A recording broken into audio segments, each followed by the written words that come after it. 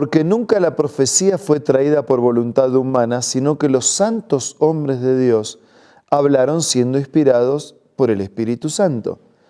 Esta declaración de San Pedro nos confirma el por qué somos reavivados por la palabra del Señor.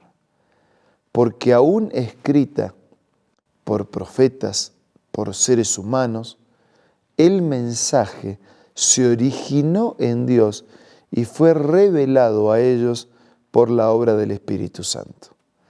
Y en ese mismo Espíritu queremos hoy detenernos en el capítulo 13 del libro de Oseas. Pero antes pedimos la bendición de Dios.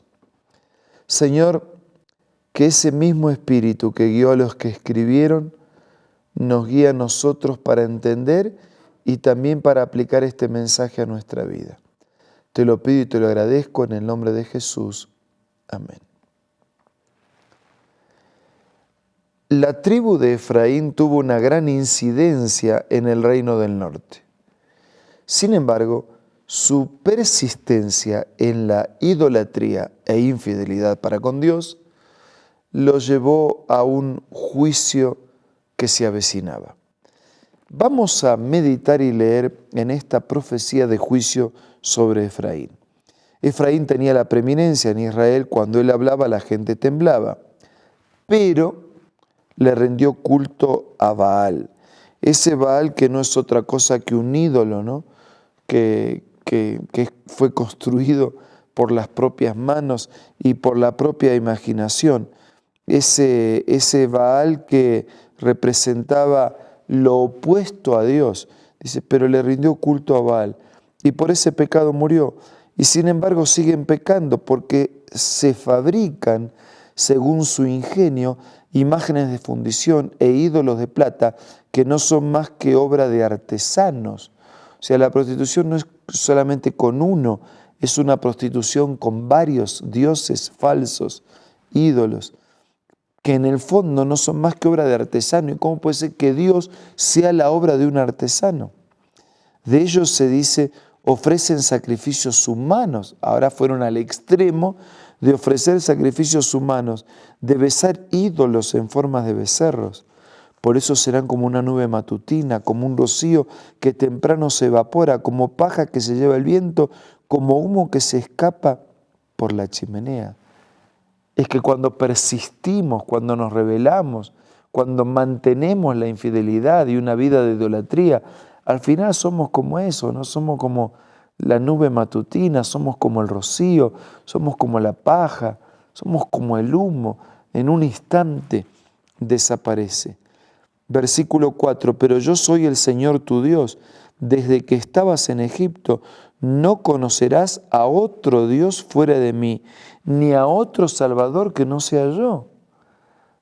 Dios no es injusto al requerir exclusividad, porque Él es exclusivo para con nosotros.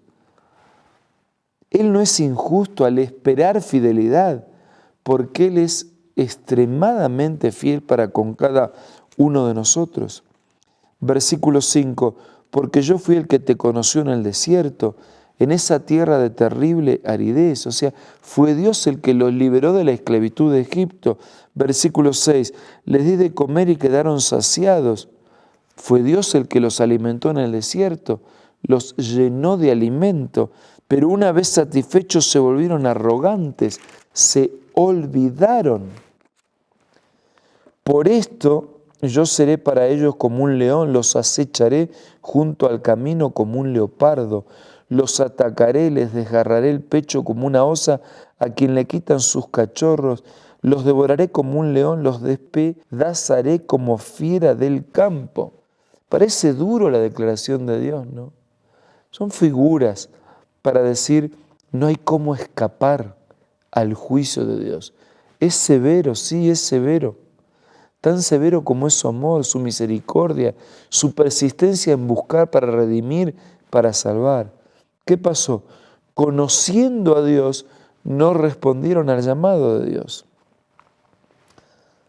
Por eso dice versículo 9, voy a destruirte, Israel, porque está contra quien te ayuda.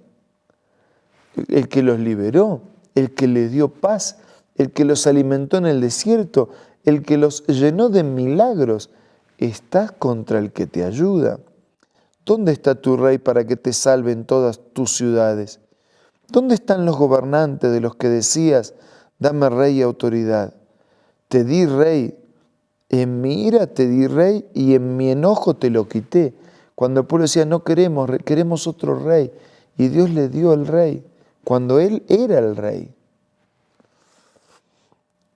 Versículo 12, la perversidad de Efraín está bien guardada, se ha tomado nota de su pecado. Llegan los dolores de parto, pero él es una criatura necia. Cuando llega la hora del parto, no se acomoda para salir. Entonces, versículo 14, ¿habré de rescatarlos del poder del sepulcro?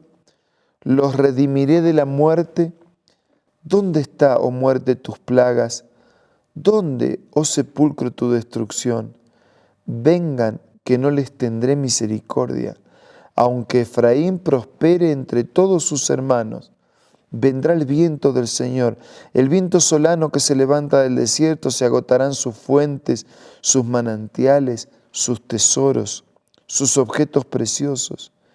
El pueblo de Samaria cargará con su culpa por haberse rebelado contra Dios. Caerán a filo de espada, los niños también, las embarazadas. El juicio será sobre todos. Nadie escapa al juicio de Dios. Y alguien puede pensar que Dios es muy duro, ¿no? ¿Cómo puede ser que Dios actúa así? No, pero nosotros tenemos que ver que esto era el final de la historia, no es el comienzo. Y es el final de una parte de la historia. Dios no hace juicio por adelantado. Dios lo que por adelantado hace es amar, es advertir, es señalar el camino. Y cuando erramos, Dios nos busca, nos insiste, nos llama al arrepentimiento, a la conversión, a una vida nueva. Y es después de toda esa reiteración de amor, de misericordia, de oportunidades, de gracia, es después de toda la reiteración al llamado misericordioso de Dios, es después de toda una retribución de infidelidad y de persistencia en el mal, en la desobediencia, en el caminar caprichoso conforme a nuestra voluntad, que lo único que nos queda es el juicio. Por eso el apóstol Pablo al escribir a Hebreos decía, ¿cómo escaparemos nosotros si tenemos en poco una salvación tan grande? No hay cómo escapar. Pero esto está escrito en la Biblia cuando todavía tenemos oportunidades.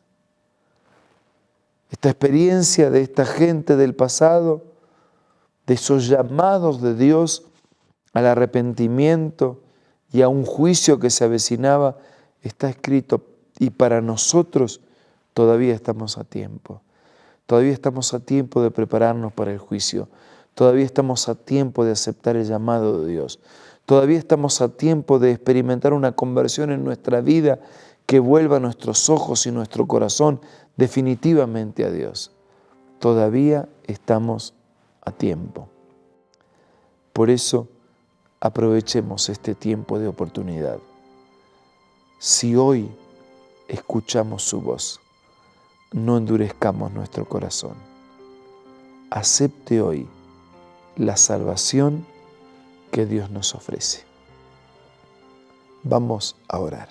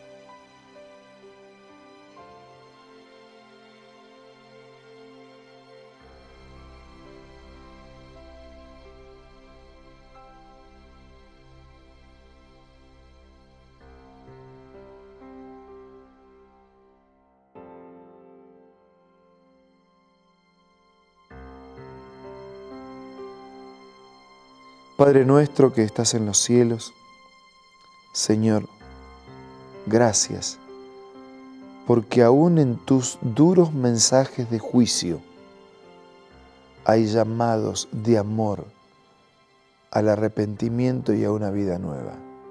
Gracias porque tú no quieres la destrucción. La destrucción es lo que nosotros buscamos y tendremos por perseverar en un camino independiente de tu palabra y de tu voluntad. Pero queremos aprovechar esta oportunidad, ser fieles, seguir tu enseñanza y hacer y cumplir tu voluntad. Bendice a todos nuestros queridos amigos y hermanos. Te lo pido y te lo agradezco en el nombre de Jesús. Amén. Amigos, no tengamos miedo al juicio, pero nos preparamos haciendo la voluntad de Dios, siendo todos los días reavivados por su palabra.